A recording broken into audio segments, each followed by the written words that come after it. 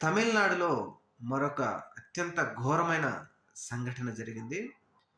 TVK అధ్యక్షుడు విజయ్ ఈయన నిర్వహించినటువంటి మీట్ ద పీపుల్ ప్రోగ్రాంలో కొన్ని వందలాది మంది, వేలాది మంది ప్రజలు అక్కడికి రావడంతో భారీ తొక్కిసలాట జరిగింది కరూర్ దగ్గర.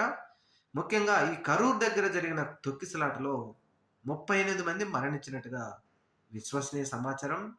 ఇంకా 45 మంది అభిమానుల పరిస్థితి విషమంగా ఉందని చెప్పి కూడా ఒక సమాచారం ఉంది. అక్కడ ప్రభుత్వం కూడా త్వరితగతిన అక్కడ డాక్టర్లను ఏర్పాటు చేయడం గానీ, సహాయ సహకారాలు మాత్రం అక్కడ గాయపడిన వారందరికీ అందిస్తా ఉంది.